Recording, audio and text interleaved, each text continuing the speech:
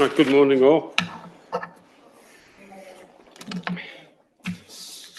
I'm going to defer agenda item 19 until we need to speak to some of the councillors in that ward in the Flint area. So we're going to adjourn. We're going to defer that one. The rest we're going to go with. Okay. So apologies. Do we have any apologies? Who? Councillor Banks. Anybody else? No? Thank you. Declarations of interest. Councillor Palmer. Yeah, item 5 and 15 of the council tenants. Okay, thank you, Ted.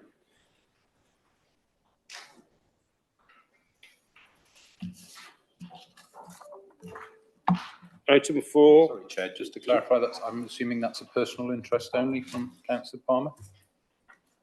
The code allows for that, Chair. Yeah. Okay, thank you.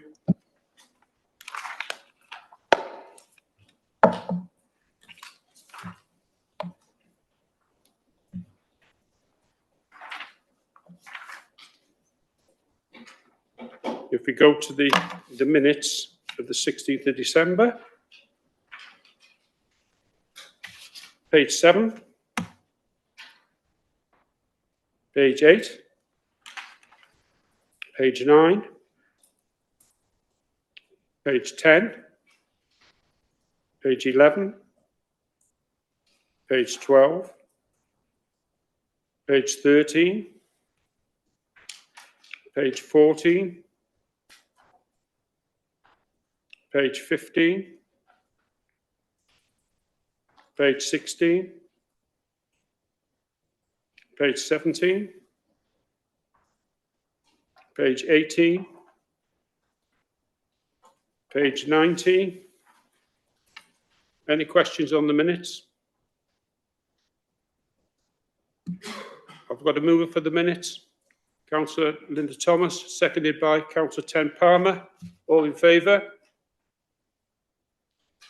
It's carried. Thank you.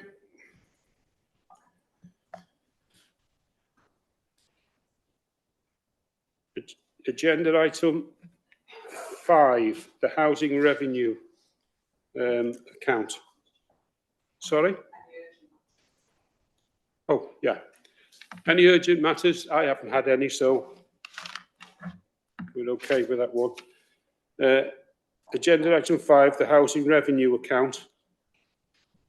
Councillor Paul Johnson, are you taking this one? Oh, Helen, yeah. Okay, thank you. The purpose of this report is to consider the proposed funding changes to the capital programme and increased funding for voids within the housing revenue business plan. The capital programme and voids, the capital works team have just secured an additional 2.1 OPR funding for 26-27. It is recommended that the 2.1 SERA funding this releases from the draft capital programme should be relocated to the void programme. The capital team have also made the decision to increase the life cycle of the kitchens and the bathrooms from 20 years to 25 years unless there is a need to replace sooner.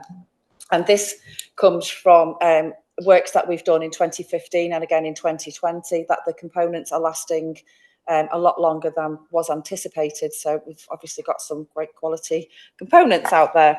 This has then released a further 1.5, which is also recommended to be allocated to the capital void programme.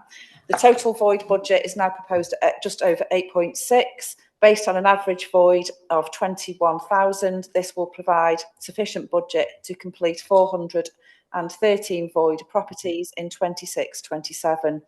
And to note that the average void turnover per annum is 430 voids. This came to housing scrutiny last week and it was supported. There are 2 recommendations. One is to consider the HRA capital programme for 26-27 as set out in Appendix A.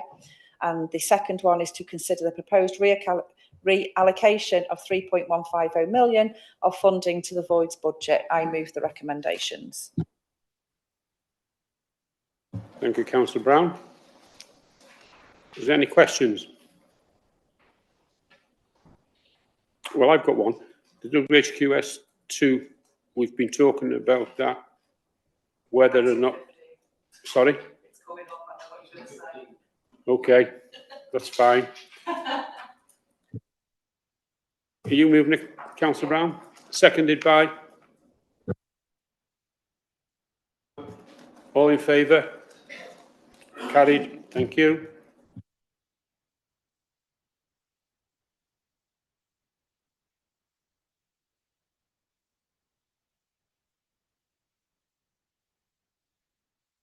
Agenda item 6, the Welsh Language Promotion Strategy. Councillor Eastwood. Diolch, Cadeirydd. This report, the Council is required by Standards 98 and 145 of the Welsh Language Compliance Notice issued under Section 44 of the Welsh Language Wales Measure 2011 to develop a policy for using Welsh in the workplace and a 5-year strategy to promote and facilitate the use of the Welsh language in the county, to include setting targets to increase or maintain the number of Welsh speakers and to publish the strategy on the Council's website.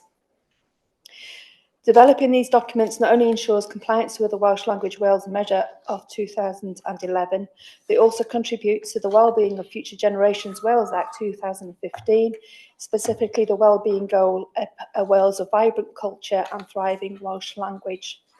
It also supports the Council's Welsh in Education Strategic Plan, reinforcing the importance of Cymraeg outside of the school environment. But what I think is key about these two documents is that they build on the momentum that we currently have in the council to create a culture where everybody is encouraged to just definitely dipping back on Cymraeg, just use a little bit of Welsh, drop it into conversation, drop it into meetings, and be prepared to make mistakes. I make lots of mistakes myself, and hopefully that gives other people the confidence to have a go without worrying about whether they make mistakes themselves. It did go through to scrutiny where it had a positive response. There was a comment that this report feels as if we want to write in. That it's absolutely true. We did want to write this report. And the policy has been built on consultation with key stakeholders, and also the point was made that there's a difference, isn't there, between the Welsh that is used on behalf of the council, which has to be accurate and precise, and the Welsh that is used within the council, where mistakes, as I said before, are allowed. And I've had specific confirmation on that from the Welsh Language Commission. She is thrilled that we are creating this culture of having a go and just dropping the Cymraeg in where and when we can. So that's me. Sorry, I'll formally move the recommendations. That Cabinet review and provide feedback on the Welsh in the workplace policy and the Welsh language promotion strategy. And 2, that Cabinet approves the Welsh in the workplace policy and the Welsh language promotion strategy and support publication of these documents. Thank you, Councillor Eastwood. We've got a seconder, Councillor Christine Jones. All in favour? That's carried. Thank you.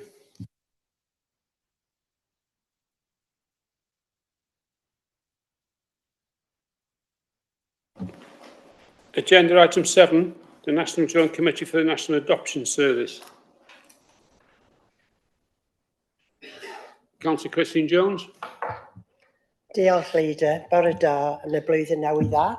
I think this is our first Cabinet meeting. This is the report on the National Joint Committee for National Adoption Services for Wales. All Welsh local authorities have come together to establish the National Joint Committee for the National Adoption Service for Wales and Foster Wales.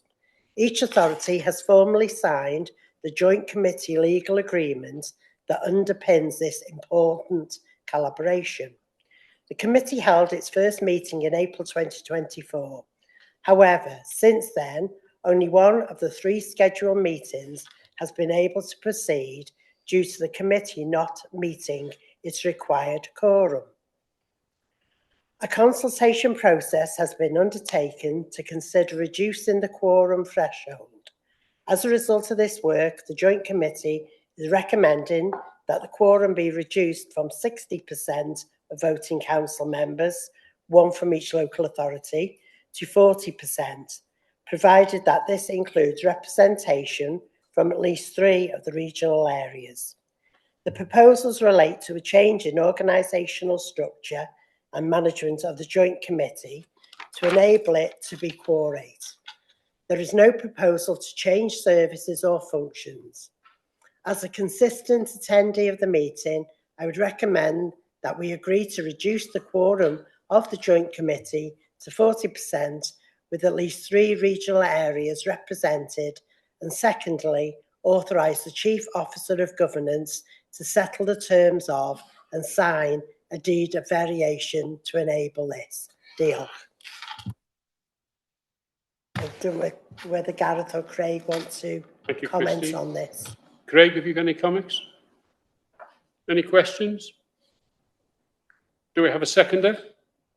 Councillor Linda Thomas, all in favour? Carried. Thank you.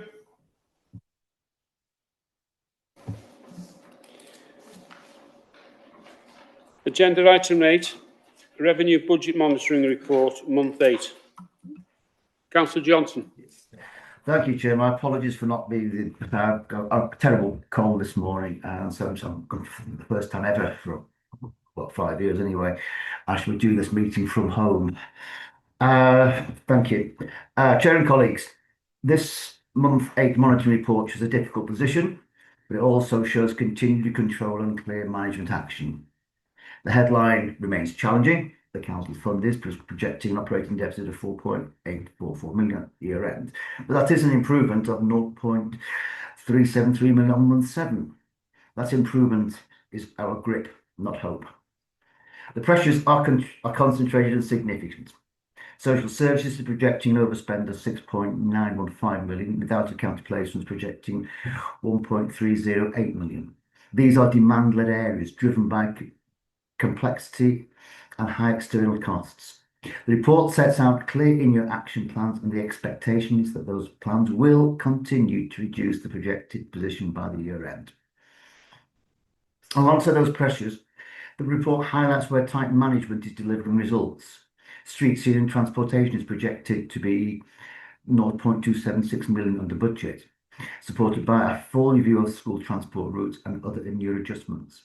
Central and corporate finance is projected 2.548 million under budget, including favourable movement on central loans and investment from reduced short-term borrowing and investment income aligned with bank rates. Education and youth non-schools is projected at a 0.306 million under, and governance is projected to be 0.190 under. This is quiet work that protects services, earlier forecasting and close monitoring, and day-to-day spending control. In a year like this sort of control is a frontline service. It is also important to note that 96% of planned budget reductions are projected to be achieved for the financial year 25-26. That is delivery, not aspiration. On income, council tax collection at the end of November was 74.47%, compared with 74.96% at the same point last year. This reduction is lower than the regional average, and the report explains the operational factors behind it. So the position is clear. Real pressures in a small number of services and a firm grip across the wider organisation. We stay on the action plans, we keep the discipline, and we keep protecting the services that residents rely on most. I commend the report to the Cabinet. The recommendations are: 1, to note the report and the estimated financial impact on the 25-26 budget, and 2, the measures being put in place to improve the financial position by the end of the financial year. And I move the report. Thank you, Councillor Johnson. Gareth? Thank you, Leader. So we've got some comments from Corporate Resources Scrutiny Committee from last week in relation to item 8.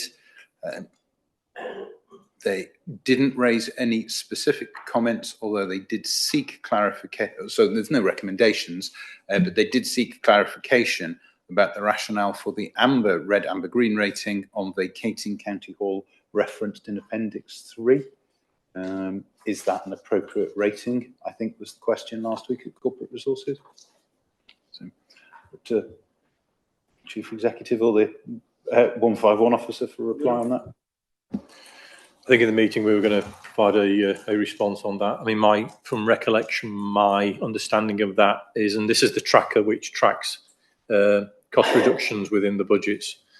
My recollection of that is that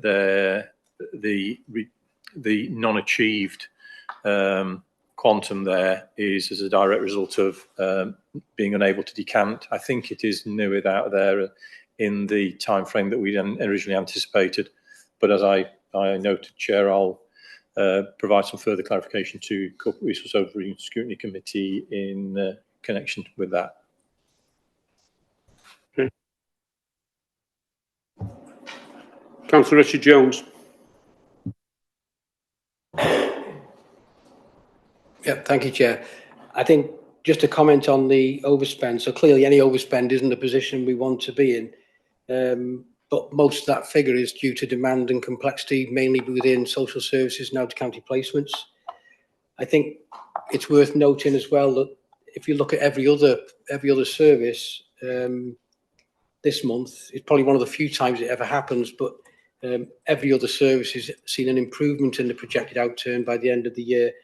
And I think we should acknowledge the efforts that have been put in by officers within those other services that have brought that to our attention, because as I said, most of that pressure, it comes from complexity and demand, which we have no control. But the rest of that improving picture is done by the efforts of officers within the council. I think we need to recognise that. Thank you, Chair. Thank you.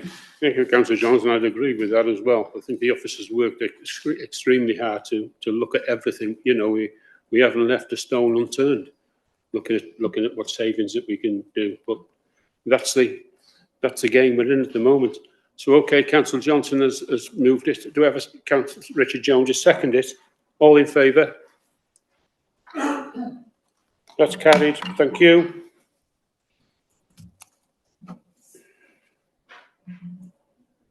Agenda item 9, the Council's carbon footprint, 24-25. Councillor Chris Dolphin. Thank you, Leader. This report went to Environment Scrutiny last week and was approved. The Council calculates its carbon footprint annually, measuring the quantity of greenhouse gas emissions it is responsible for, to monitor and direct decarbonisation efforts towards the public sector target of net zero carbon by 2030. Total carbon emissions for the period 24-25 were over 15,000 carbon dioxide equivalent, which is just over 23% reduction in emissions compared to the baseline year of 2018-19, but a small 0.71% increase from last year. These figures exclude procurement. Year-on-year emission increases occurred in the following categories: building, electricity, building heating, fleet and business travel. Increases can be explained by weather influences, service needs and methodology improvements. Emission reductions are seen in water use and street lighting electricity.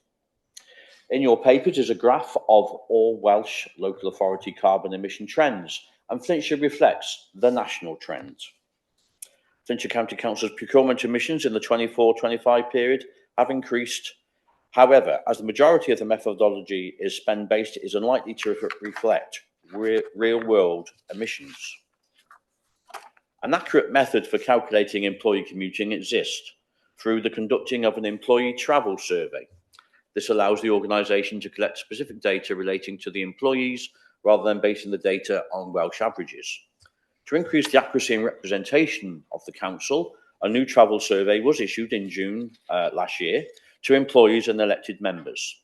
The survey lasted for 6 weeks, and there were over 1,200 responses. This response was sufficient to meet a 95% confidence level and a 5% margin of error for the data. The business travel by rail methodology has also been improved in 24-25 through the use of an online calculator. The main methodology to measure procurement remains spend-based. However, there has been continued effort to move away from this methodology with the introduction of apportioned data. This is where emissions are equivalent to the share of a supplier's turnover the council accounts for. In addition to this, Actual construction contract emissions for Theatre Clwyd and Ysgol Menedissa were submitted, recording the electricity and fuel used on site during construction for the reporting period. The future reduction of emissions is reliant on a number of factors, including UK grid electricity decarbonisation, as heating is increasingly electrified, and electrification of private transport. Improved availability and reliability of other sustainable travel choices, such as public transport, is also a considerable factor towards decarbonisation. Key focuses for the coming year include estimate the carbon footprint of each portfolio to increase ownership of emissions, and launch a follow-up employee travel survey in 2026 to compare to the one we recently had. There is one recommendation, and that is for Cabinet to note the contents of the report and progress made in the past year to improve data collection for the Council's carbon footprint. And I move. Thank you, Councillor Dolphin. Any questions? No? Do I have a seconder? Councillor Ted Palmer, all in favour? Councillor Richard Jones, are you in favour? Thank you. Carried. Agenda item 10, the self-evaluation of Flintshire Education Services. Councillor Eastwood. Diolch, Cadeirydd. The Education and Youth Portfolio undertakes a rigorous annual self-evaluation of its performance and delivery to provide assurance to the Council on the quality of education services in Flintshire. Local government education services cover statutory education functions of the local authority for children and young people up to the age of 25. There are 2 inspection areas in the Estin framework for local government education services, which are education services and their impact, which includes school improvement services, support for vulnerable learners and other support services. And the second area is leading and improving, which includes quality and effectiveness of leaders and managers, self-evaluation and improvement planning, safeguarding arrangements and use of resources. The annual self-evaluation report is structured against these 2 inspection areas. It also includes a review of progress against the recommendations the local authority received in its last inspection of education services in 2019. The report covers the period from April 2024 to July 2025. And it identifies strengths and areas for further improvement, and those areas for improvement are then reflected in the Council Improvement Plan and the portfolio's own business plan. The overall conclusion of the self-evaluation report is that education services in Flintshire are strong, effectively support children and young people across a wide range of provision, and continue to provide good value for money, particularly in the context of the considerable financial challenges facing the Council's budget and the school's delegated budgets. It has been through to Education, Youth and Culture scrutiny. I'd like to thank Councillor Christine Jones for subbing for me, because I wasn't able to be there. And I'd also like to record my thanks to Claire and her team for putting together such a comprehensive report. It's no mean feat, is it, Claire? It takes hours and hours. I understand there was I've seen from the recording, there was a robust discussion about all the reports, which was ultimately accepted by the committee, but they had an additional recommendation that there is no reduction within the education services budget for 26-27. And then I'd like to pass over to Claire and maybe Councillor Chris to speak on this before I move the formal recommendation for today. Councillor Christine Jones. Diolch, Leader. Diolch, Mared. I was very pleased to take your place that day and present your briefing notes, because I know you were very passionate that you wanted me to say it in your words, and I was happy to do so, and it was well received by the committee. There was a very robust discussion. It was a really good meeting. As I say, lots of discussion took place. Lots of questions asked and answered by all the officers who were present, and the whole team were virtually there, which was lovely to see, and they were very detailed in their explanations. There's some really good findings in this report, especially on the safeguarding issues, because we've got a really good corporate approach to safeguarding. We've got our corporate safeguarding board, which we, from social services, education, housing, etc., attend. So we make sure across the board safeguarding remains a priority for Flintshire County Council.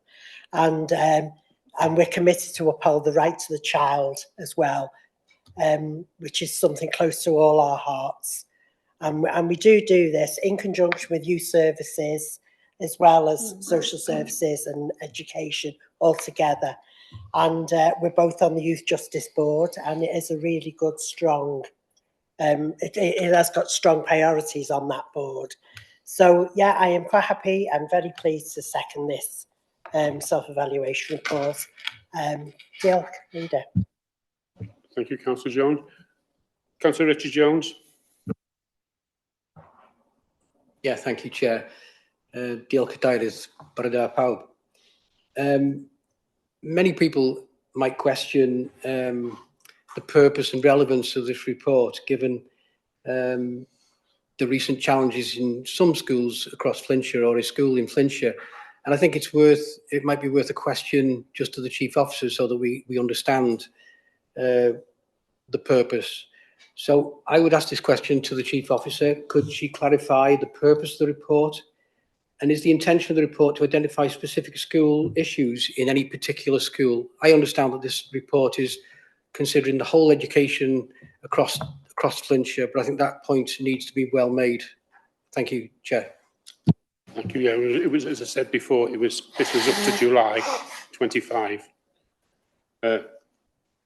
Claire, can you? There we go. Diolch Cadeirydd a bore da pawb. Yes, thank you for the question, and thank you for the comments from the Cabinet Member as well. Yeah, no, the purpose of this report is an annual report that reflects back on the work of the Education and Youth Portfolio for the previous academic year.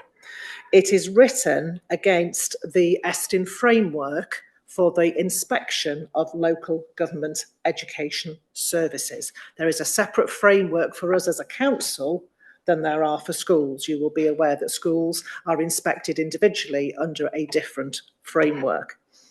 So the purpose of the report is really for us to set out against that framework, and it's a very detailed framework, and it is what Estyn will use when they come to visit the local authority to inspect us.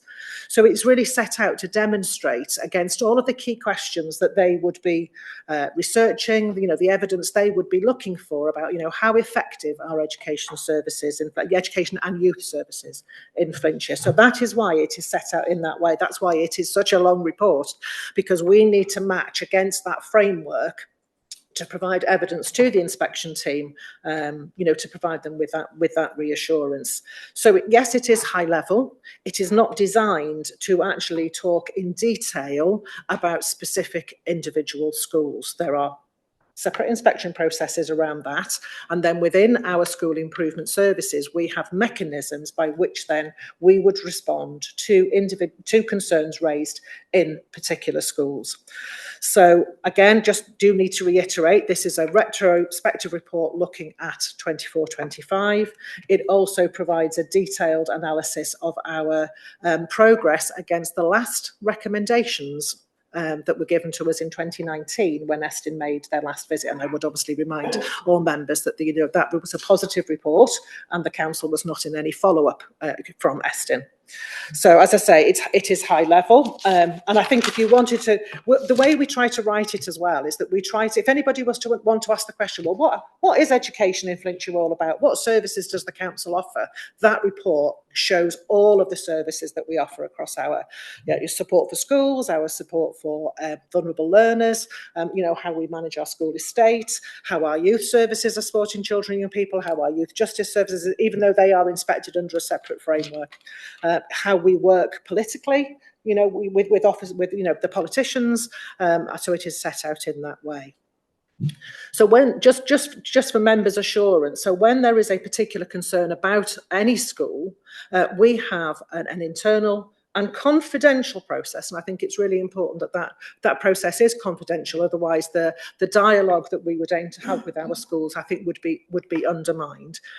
is what is called our school performance monitoring group processes. And we have a process of escalation where if schools are starting to cause us concern, and that can happen for a variety of reasons, or where Estin identifies some concerns, schools are placed on that process, and we have confidential regular meetings with the head teacher and the chair of governors with key officers, where we obviously challenge the school to improve their performance, but also make sure that we provide them with appropriate support. And I have to say that we are well supported in that process by a number of elected members who are members of the Education Overview and Scrutiny Committee, who provide that additional level of support and challenge and scrutiny of the work of the officers. There is then an escalation process where we meet then every half term as what we call the Quality Board, with the Chief Executive, the Leader of the Council, the Cabinet Member. It's chaired by myself as Chief Officer, and that is where we have those individual discussions around particular schools, so that, you know, senior officers and senior leaders of the Council can be assured that our processes are being effective, you know, in either moving schools out of category or, you know, addressing those concerns. So there is that internal process. We also, I have to tell you, have internally meetings with the link inspector that is attached to the local authority. And again, we have very open and transparent discussions with the link inspector. And again, we discuss schools that may be causing us concern and what progress they're making, or if particularly they want to focus on an area of service within the portfolio. So I think, you know, our processes are robust, but this report, as I say, is that high-level retrospective review of the performance of the education and youth portfolio over the last academic year. As the Cabinet Member says, it was robustly discussed in scrutiny. It was a single item agenda for scrutiny last week, quite deliberately, so that elected members could have a really strong opportunity to challenge the officers. You know, we welcome scrutiny committee meetings. That's what they're there for. I think we had a really good discussion. There were some very pertinent questions asked, I believe, by members of the scrutiny committee. The officers obviously responded to those. There were also lots of positive comments, you know, about the work of the portfolio, you know, about the way that it works in positive partnership with its schools, the way it supports its vulnerable learners. But as the Cabinet Member has alluded to, there was also a very robust discussion about the impact of the budgetary challenges. And quite rightly, scrutiny members were asking, well, is that having a negative impact in our schools?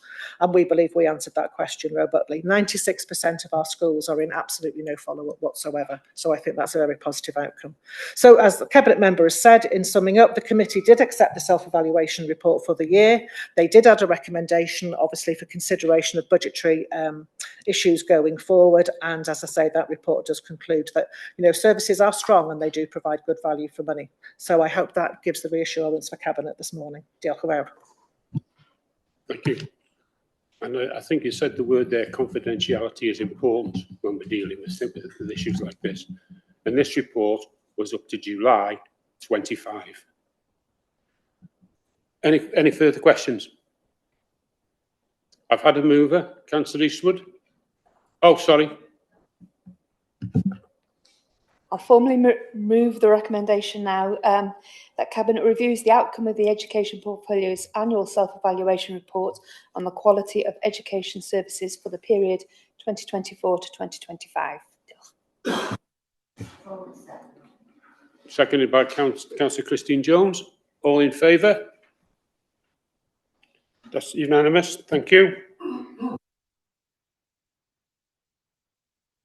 Agenda item 11, the collaborative conversations from the County Council practice model for social care. Councillor Christine Jones. Diolch, Leader. The following report will bring focus on the ongoing work to continuously improve practice in children's social care to provide improved outcomes for children and families in Flintshire. In the context of our transformation journey and the need for a fully embedded practice model being identified in the Care Inspectorate Wales inspection report in February 2024, we have introduced the collaborative communication model. This model is a strategic training framework developed by Social Care Wales, and it is in line with the Social Service and Wellbeing Act Wales 2014. This model represents best practice in Wales, and it focuses on strengths rather than deficits, whilst also considering risk. The model focuses on the development of skills to help staff move away from scripted checklist-style interactions and instead build relationships to have meaningful, person-centred conversations with families and individuals to get to the heart of the matter. This report provides an update on where we are currently and outlines the implementation plan to further embed this model. I'll hand over to Craig for further comments before I move the recommendations. Diolch. Craig?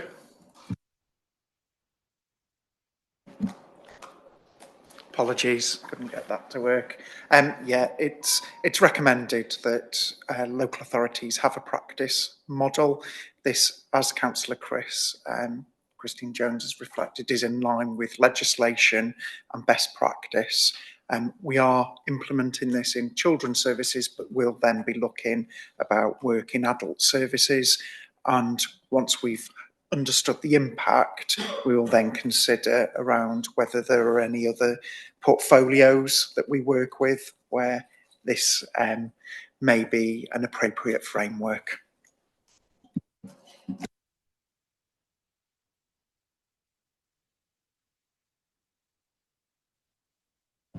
Councillor Eastwood?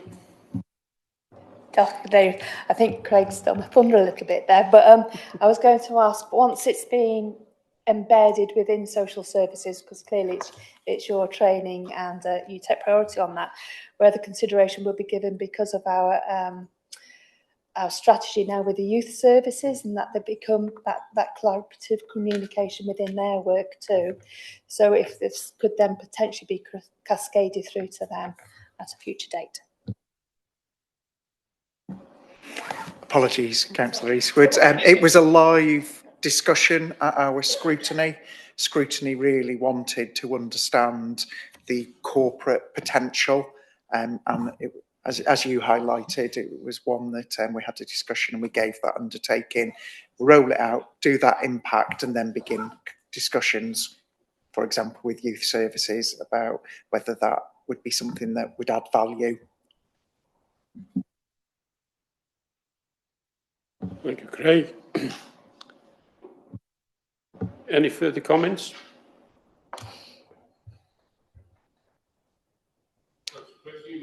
Yes, I'll just move the two recommendations, which is that Cabinet endorse collaborative communication training as a core requirement for all staff in children's services to equip practitioners to build empowering, strength-focused conversations with children and families, and two, that Cabinet recognises the vital role of senior and middle management in championing and modelling this approach, actively reinforcing a culture of collaboration and consistency across all teams to embed sustainable outcome-focused practice. Deal. Thank you. Have we got a seconder? Councillor Linda Thomas, all in favour? Carried. Thank you. Deal.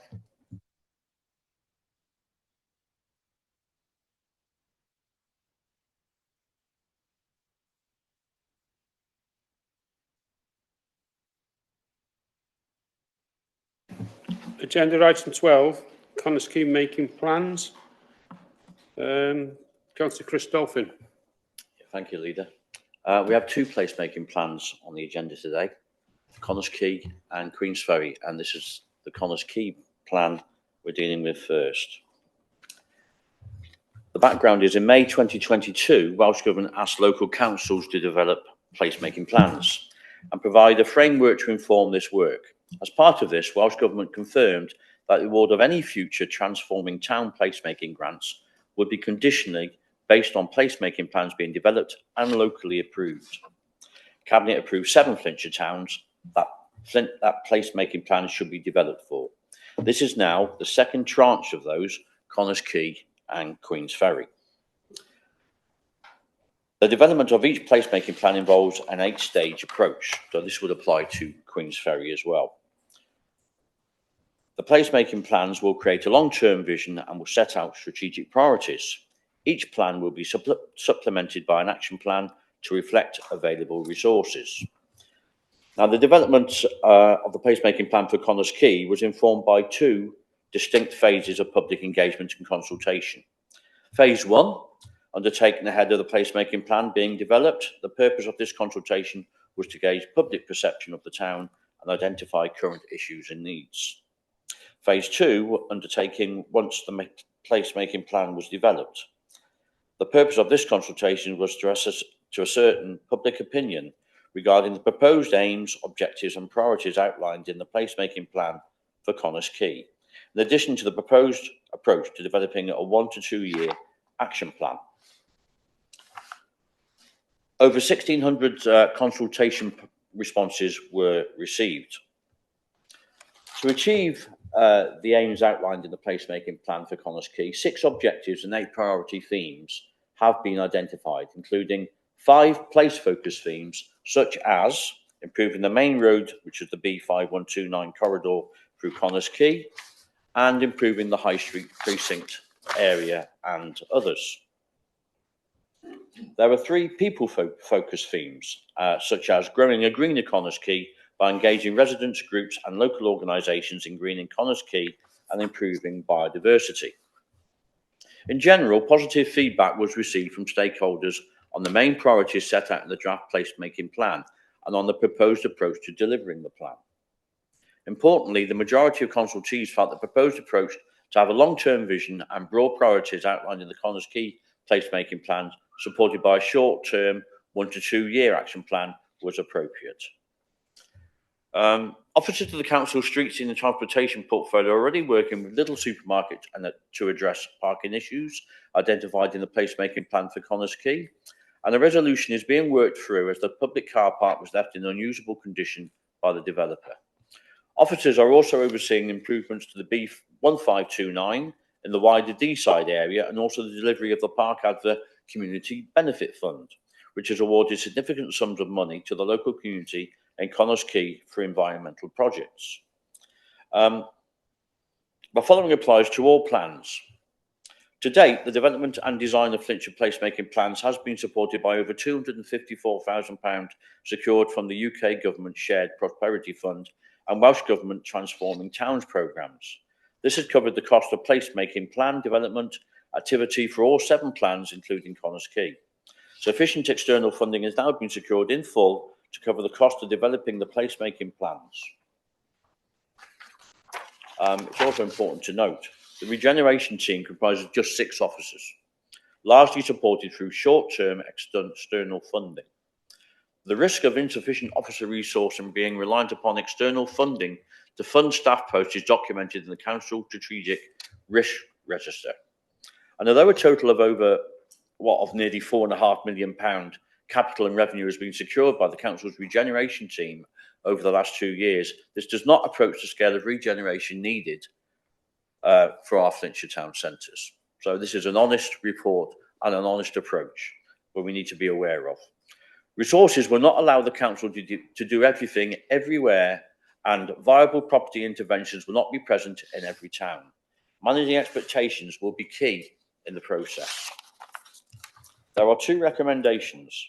Cabinet to review and approve the draft placemaking plan for Connah's Quay, and Cabinet approve the coordination, development and implementation of an action plan for Connah's Quay. And I move those 2 recommendations. Thank you. Councillor Dolphin. Councillor Brown seconded it. All in favour?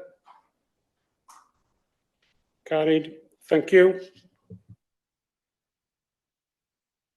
Agenda item 13, Queen's Ferry placemaking plan. Councillor Dolphin. Yeah, thank you. So this follows on from the Connah's Quay plan, so I won't go through all the same details. And this is the 5th of the 7 plans to be presented. And once again, there was an 8-stage approach, including a review of statistical information, complete range of audits, assessments and site visits, public consultation, and analysis of feedback, and up to 8 altogether.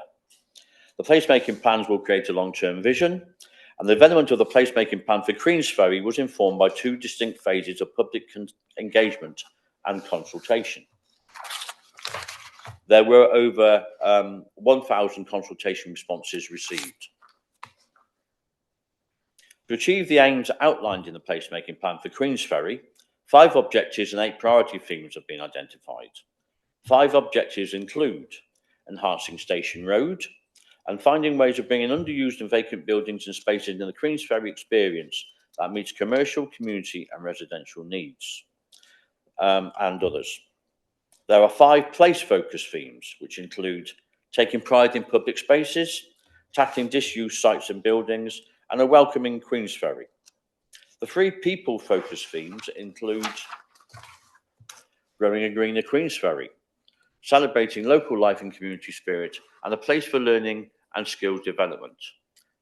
As with the other placemaking plans, the draft placemaking plan for Queensferry was shared with key stakeholders during the plan development process. This included 20 external organisations and a range of internal teams and services within the council. Throughout the placemaking plan development process, local elected members and Queensferry Community Council have been engaged at key stages. A summary of the final draft placemaking plan was presented to the public last August and in September 2025.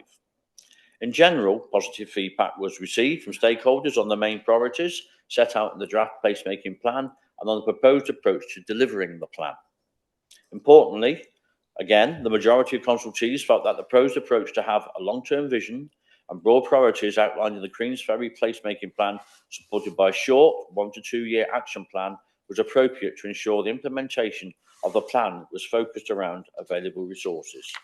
There are 2 recommendations for this plan, and they are to review and approve the draft placemaking plan for Queensferry, and Cabinet approve the coordination, development and implementation of an action plan for Queensferry.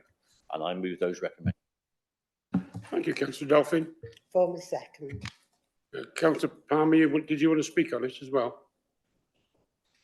Thank you, Chair. I just want to make a general comment. This item and previous items and the following items, recalling comments made on social media and around the place, have been heavily debated, although it may seem that it's not being debated here. I mean, for the last month, I think we debated this on about 8 occasions. So it's just not, just want the public to know that we do debate these in depth. Thank you. Thank you, Councillor Palmer. You make a good point there. Been proposed by Councillor Dolphin, seconded by Councillor Christine Jones. Do you want to speak, Councillor Jones? Yeah, just really quickly. Yeah, a lot of work has gone into this behind the scenes. And I, as ward member for Queensferry, Sealand and Sandycroft, I fully, support all the work that is going to be done in these areas, Connah's Quay included, obviously. And I'm really looking forward to working with the team to bring these objectives to fruition. We need to work with the businesses, we need to work with the residents, because not only is it a high street and a town centre, people live here as well. So you've got to, bring these the whole thing together. It's not just a town centre, it's residential. So we need to keep the alleys clean so people are, are in a good living environment. And I think the businesses have got to, really support us on this as well. Because when you've got businesses backing on to housing, it's really difficult to keep those alleyways separated. And this is the issues that we have been having. And the businesses, to be fair, if street scene team do ask them, they do, clean up, they're around their bin area, should we say. But it's a constant. So we've got to come up with some sort of real solution that it's not happening on a continuous basis, because it can get quite messy, you believe you me. So I really look forward to working for, looking forward at what we can do to make Queensferry and obviously Connah's Quay a real inviting town centres for the residents and the visitors who visit there to do their shopping. Thank you, Councillor Jones. Been Proposed by Councillor Dolphin, seconded by Councillor Christine Jones. All in favour? That's unanimous. Thank you.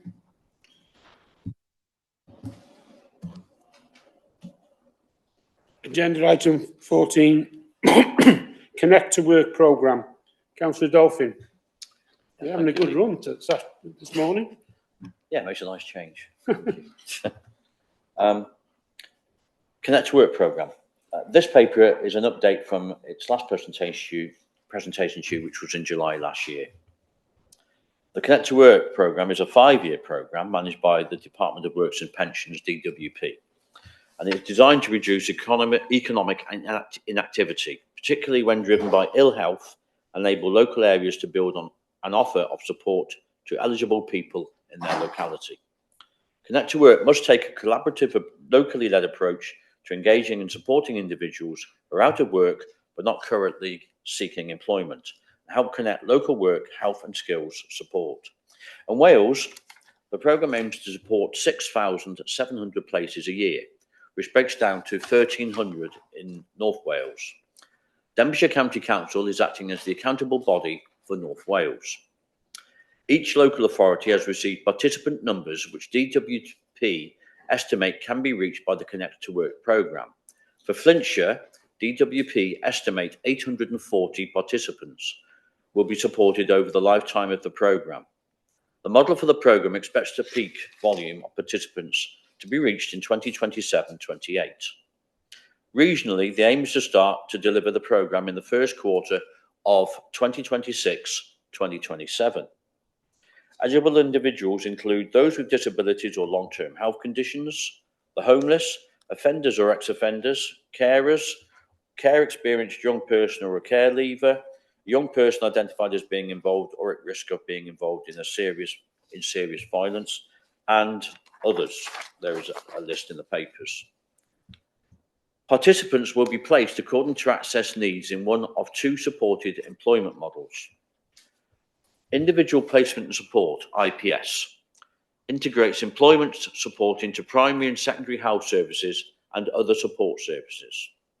Then there is Supported Employment Quality Framework, SEQF, which offers a deeper level of support to both the participant and employer due to the more complex needs of the participant group. IPS is a procurement exercise being undertaken in conjunction with Wrexham County Borough Council to secure a suitably qualified company to deliver this element of the programme to DWP. It is estimated that the Flintshire elements of the programme will also be worth in the region of £2 million over the lifetime of the contract. Now, SEQF is a procurement exercise being undertaken in conjunction with other North Wales local authorities to secure a suitable qualified company to deliver this element of the programme to DWP. It is estimated that on the Flintshire element of the programme, this will be worth £0.8 million over the lifetime of the contract. So that's IPS and SEQF, 2 different things, and being done collaboratively with other organisations. This approach would have the following benefits, if approved. Minimise the requirement for the council to recruit new members of staff to deliver the programme. Ensure that a suitably qualified staff team are deployed to deliver the programme, hosted by an organisation with a proven track record and similar programmes. Share the cost of risk arising from the programme, for example, cost overruns or redundancy cost at programme end, and also shared procurement across the region will create economies of scale. There are 4 recommendations which are quite long with this paper. I can read them out if you wish, or if you wish to ask any questions first, but they're written down for you on page 529, rolling over onto page 30. But I move all 4 of them. Thank you. Okay, thank you, Councillor Dolphin. Any questions? I think for clarity, Councillor Dolphin, if you read them out, then there's no problem. Yeah, there you are. So recommendation 1, Cabinet review and discuss the development of the Connect to Work programme. Number 2, that delegated authority is given to the Chief Officer Placing Growth in consultation with the Cabinet member, that's myself, and David Fitzsimon, in conjunction with other relevant local authorities, suitably qualified companies to deliver the programme as set out in the report. And number 3, that delegated authority is given to the chief officer, placing growth, in consultation with the cabinet member, to manage the connector work and contracts with the delivery companies in accordance with DWP requirements, varying these arrangements to meet programme and participation needs. And recommendation 4, that delegated authority is given to the chief officer, placing growth, in consultation with the monitoring officer and the cabinet member for myself, to review and sign agreements for the funding of the programme with the accountable body, whichever that is. Thank you, Councillor Dolphin. David, have you got anything to add at all? No, nothing to add, Chair. Thank you. Thank you. Right. Councillor Richard Jones. Seconded it. Right. Councillor Dolphin has proposed it. Councillor Richard Jones seconded it. All in favour?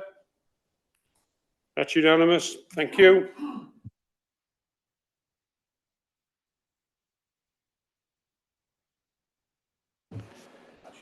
Agenda item 15, Welsh Housing Quality Standard. Councillor Helen Brown. Yeah, thank you. The purpose of this report is to provide an update regarding the delivery of the new Welsh Housing Quality Standards WHQS2 2023 through Capital Investment Programme and the Council's obligations to reach those standards.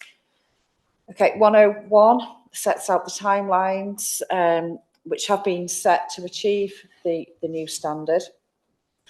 And overall, the whole theme of this report is a very positive read. And we've also invested over 100 million in WHQS1 since we had the ballot many years ago now, where our tenants voted to stay with us.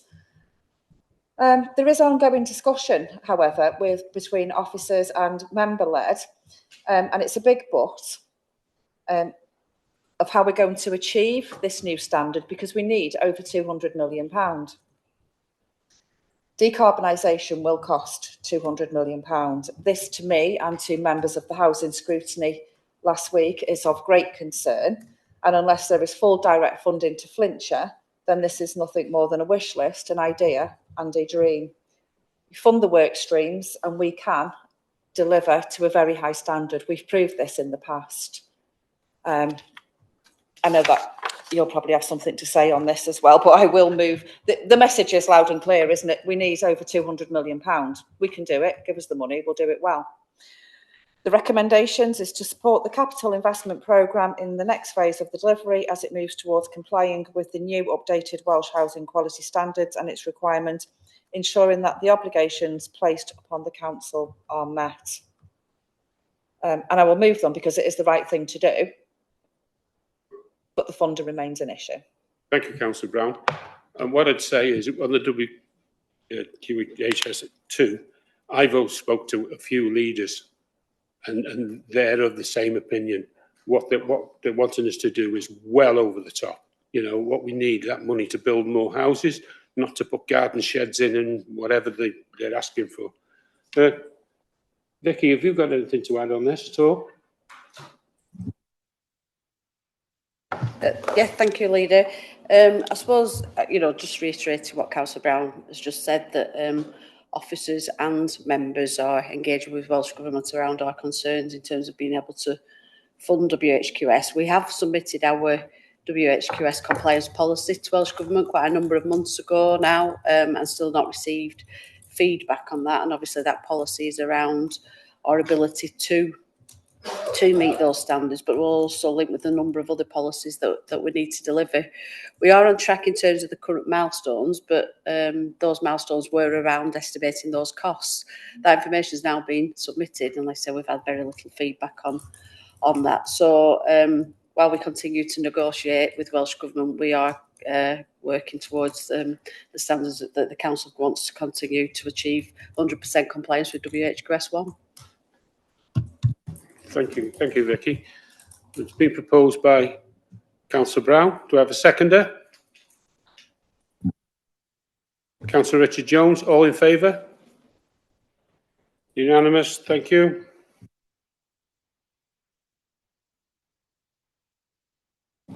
Agenda item 16, exercise of delegated powers. We haven't Haven't got any.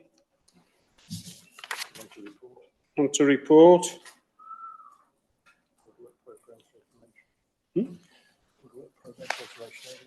Yeah, forward work programme, just need to mention that. We'll now move into part two. Have I got a mover to move into part two? Councillor Brown, seconded by Councillor Ted Palmer. All in favour? Carried, thank you. You can just wait for the recording. We'll just wait for the record. That's unanimous, thank you. Agenda item 19, I have deferred it. So that concludes the meeting this morning. Thank you very much.